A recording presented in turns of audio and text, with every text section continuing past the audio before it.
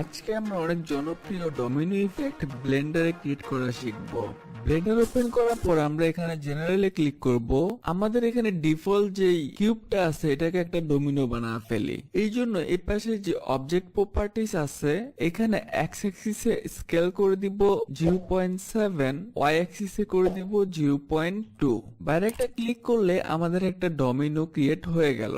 এটাকে যদি আমরা উপরের দিকে তুলতে চাই সেক্ষেত্রে আমাদের এখানে লোকেশন জি অ্যাক্সিস এখানে আমরা 1 মিটার করে দিব। আমাদের ডমিনোজের এখানে যেই কর্নার গুলো আছে এগুলাকে যদি আমরা কার্ভ বা আরো স্মুথ করতে চাই আমরা এখানে বেবেল মডিফায়ার অ্যাপ্লাই করব। এর জন্য আমরা মডিফায়ার প্রপার্টিজ চলে যাব, অ্যাড মডিফায়ার, এখান থেকে আমরা বেবেল মডিফায়ারটা ক্লিক করব। এখানে আমাদের সেগমেন্ট দেওয়া রয়েছে একটা, আমরা এখানে 5 করে দেই, তাহলে আমাদের এখানে যে বেবেলের সেগমেন্ট রয়েছে এখানে আমরা করে দিব 5। এখানে যে অ্যামাউন্টটা রয়েছে এটা 0.1 রয়েছে, এটাকে আমরা 0.05 করে দেই। এখন আমরা বেবেল মডিফায়ারটা এখান থেকে অ্যাপ্লাই করে দিব।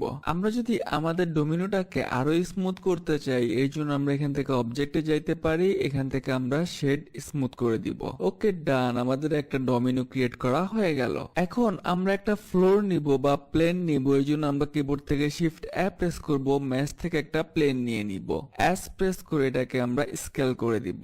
আমাদের ডোমিনো গুলাকে আমাদের পছন্দ মতো সারিবদ্ধভাবে সাজানোর জন্য আমরা একটা লাইন বা পাথ নিব। এই জন্য প্রথমে আমরা কিবোর্ড থেকে 7 প্রেস করে টপে চলে যেতেছি, শিফট এ প্রেস করব, কার্ভ থেকে আমরা একটা পাথ নিয়ে নিব। এটা এক্স অ্যাক্সিস বরাবর আছে, এটাকে রোটেট করার জন্য আমরা কিবোর্ড থেকে আর, জি অ্যাক্সিস, কিবোর্ড থেকে 90 এন্টার। এখন আমরা কিভাবে ডমিনো সাজাইতে চাই সেভাবে আমাদের এই পার্টটাকে আমরা এডিট করে নিব। এই জন্য এটা সিলেক্ট থাকা অবস্থায় আমরা কিবোর্ড থেকে ট্যাপ প্রেস করে এডিট মোডে চলে যাব। আমরা সামনের ভার্টেক্সটা সিলেক্ট করব, কিবোর্ড থেকে ই প্রেস করে আমরা এটাকে সামনের দিকে এক্সট্রুড করতে পারি, আবার ই প্রেস করব, এক্সট্রুড করলাম, আবার ই প্রেস করে এক্সট্রুড করলাম, আবার ই প্রেস করে এক্সট্রুড, আবার ই প্রেস করে এক্সট্রুড, আবার ই প্রেস করে এক্সট্রুড করে নিলাম। এখানে আপনারা কালো যে লাইনটা দেখতে পারতেছেন এটাই হচ্ছে আমাদের লাইন। আর এখানে ভার্টিসেস গুলা সিলেক্ট করে জি প্রেস করে এগুলাকে আমরা সরিয়ে আমাদের লাইনটাকে সরাইতে পারি। আমাদের এডিট হয়ে গেলে আমরা ট্যাপ প্রেস করে অবজেক্ট মোডে চলে আসব। আমাদের এই লাইনটাকে চাইলে আমরা এস প্রেস করে বড় করতে পারি, ছোট করতে পারি, আমাদের পছন্দ মতো এটাকে সাজাইতে পারি। আমরা আপাতত আমাদের লাইনটা এতটুকু রাখতেছি। আমরা চাইলে আমাদের যে প্লেনটা আছে এটাকে মুভ করার জন্য যদি এক্স এর দিকে মুভ করতে চাই তাহলে জি এক্স প্রেস করে আমরা এদিকে মুভ করে নিয়ে আসতে পারি। আমাদের যে পাথ বা লাইনটা আছে এটাকেও আমরা জি ওয়াই প্রেস করে ওয়াই এর দিকে নিয়ে যেতে পারি। ওকে, আমাদের প্লেন, আমাদের ডমিনো, আমাদের লাইন সব রেডি। এখন আমরা ফিজিক্স অ্যাপ্লাই করব। প্রথমে আমরা এখানে যে ইন্ড আছে এটাকে আমরা একটু বাড়ায় নেই, ধরুন আমরা 350 ফ্রেম নিয়ে নিলাম। আমাদের যে ডোমিনোটা আছে এটা সিলেক্ট করব। এরপর এখানে যে ফিজিক্স প্রপার্টিস আছে এখানে আমরা চলে যাব, এখান থেকে আমরা রিজিড বডিটা ক্লিক করব। আমাদের ডমিনোজের টাইপ এখানে অ্যাক্টিভ থাকবে। এরপর আমরা এখানে যে প্লেনটা আছে প্লেনটা সিলেক্ট করব। একইভাবে প্লেনও আমরা ফিজিক্স প্রপার্টিস থেকে রিজিড বডি ক্লিক করব। রিজিড বডি থেকে এটা আমরা এখান থেকে প্যাসিভ করে দিব। এটা আমরা অ্যাক্টিভ করছি, এটা আমরা কেন প্যাসিভ করছি আমাদের পূর্বের ভিডিওগুলো যারা দেখছেন তারা জানেন। অথবা আমরা যদি এটাকে অ্যাক্টিভ রাখতাম তখন যদি আমরা প্লে করে দেখি, আমি যদি এখানে প্লে করে দেখতে পারতেছেন যে আমাদের কিন্তু দুইটা জিনিসই নিচে চলে যেতেছে। কিন্তু যখন আমরা এই প্লেনটাকে প্যাসিভ করে দিব তখন কিন্তু আমাদের প্লেনটা নিচের দিকে যাবে না, আর আমাদের যেই ডমিনোসটা আছে এটা আমাদের প্লেনের উপরে থেকে যাবে। এবার আমরা অনেকগুলো ডমিনো এখান থেকে ক্রিয়েট করে ফেলি। এর জন্য আমরা অ্যারে মডিফায়ারটা অ্যাপ্লাই করব। আমাদের ডমিনোটা সিলেক্ট করব, এখান থেকে আমরা মডিফায়ার প্রপার্টিজ চলে যাব, অ্যাড মডিফায়ার, এখান থেকে আমরা অ্যারেটা ক্লিক করব। অ্যারের এখানে আমাদের ফ্যাক্টর রয়েছে এক্স অ্যাক্সিসে এখানে 1 রয়েছে, এটাকে আমরা 0 করে দিব, আর ওয়াই এর দিকে আমরা বাড়ায় আনিব।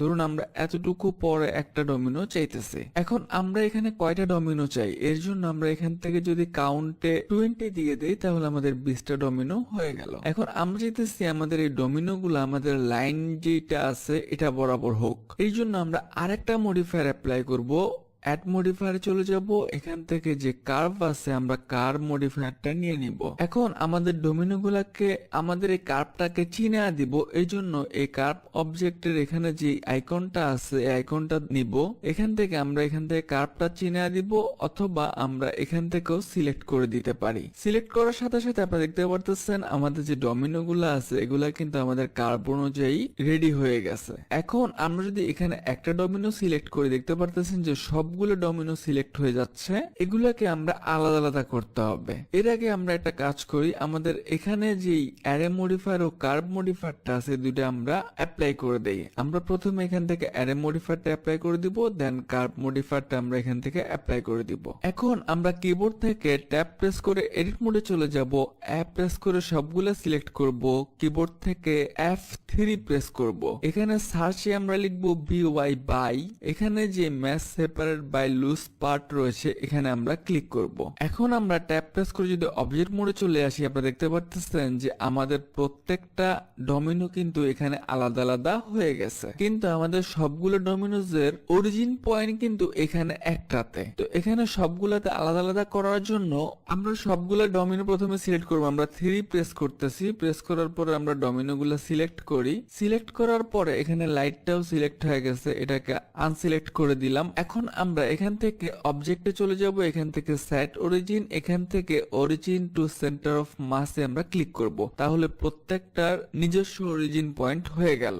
এখন যদি আমরা এখান থেকে প্লে করে দেখি আমাদের এগুলার কোনো পরিবর্তন হইতেছে না, আমাদের ডমিনোস কোনো কাজ করতেছে না, কারণ এখানে প্রথম যেটা আছে এটা তো ধাক্কা দিয়ে ফেলতে হবে। ধাক্কা দিয়ে ফেলার জন্য আমরা দুইটা কাজ করতে পারি, এক কোনো কিছু দিয়ে ধাক্কা দিতে পারি, অথবা আমরা এটাকে রোটেট করে দিতে পারি। আমরা এখান থেকে এটাকে রোটেট করে দেই, আমাদের এখানে এক্স অ্যাক্সিস এর দিকে যদি আমরা রোটেট করে দেই, ওকে এতটুকু রাখলাম। এখন যদি আমরা প্লে করে দেখি আমাদের প্রথমটা পড়লো, দ্বিতীয়টা ধাক্কা দিল, আমাদের ডমিনোস ইফেক্ট এখন কাজ করা শুরু করে দিছে।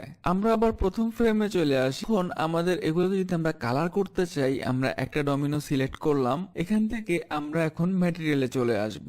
ম্যাটেরিয়ালে আসার পরে এখানে যে বেস কালারটা আছে এখানে আমরা ক্লিক করব, এটাকে আমরা রেড করে দিব। তা আমরা এখানে কালারটা দেখতে পারতেছি না, এর কারণ হচ্ছে আমরা এখান থেকে সলিড মোড থেকে আমরা শেডিং মোডে যেতে হবে। আমাদের সবগুলা ডমিনো কালার হয়ে গেছে।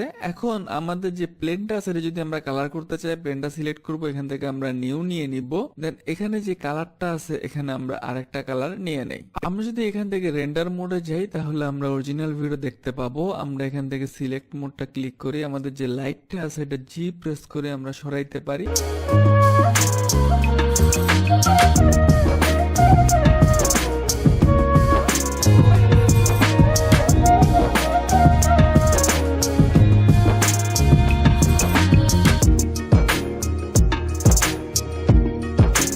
এখন যদি আমরা প্লে করে দেখি তাহলে দেখতে পাচ্ছেন যে প্রথমটা এটাতে ধাক্কা দিল, পরেরটা আমাদের ডমিনো এফেক্ট কিন্তু অনেক সুন্দরভাবে হয়ে যাচ্ছে। ওকে ডান।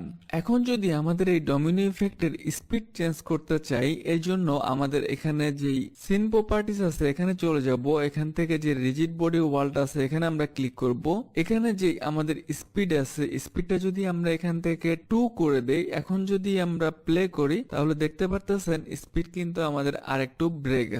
আমরা যদি এটাকে স্পিডটাকে যদি আমরা 3 করে দেই, এখন যদি আমরা প্লে করি তাহলে স্পিডটা আরো একটু বেড়ে গেছে। আমরা যদি ক্যামেরা মোডে দেখি, আমরা 0 প্রেস করলে আমরা ক্যামেরা মোড দেখতে পাবো, ভি প্রেস করি, এস প্রেস করে আমরা পিছনের দিকে আসতেছি। আমরা যদি এখান থেকে রেন্ডার ইমেজে যাই, আমরা এখন অ্যানিমেশন করতেছি না, তাহলে আমরা এরকম একটা ভিউ দেখতে পাবো। আজকের ভিডিও পর্যন্তই। ভিডিওটি ভালো লাগলে একটা লাইক করে দিতে পারেন। আপনার যে কোনো মতামত বা জিজ্ঞাসা আমাদেরকে কমেন্ট করে জানাতে পারেন। Thanks for watching.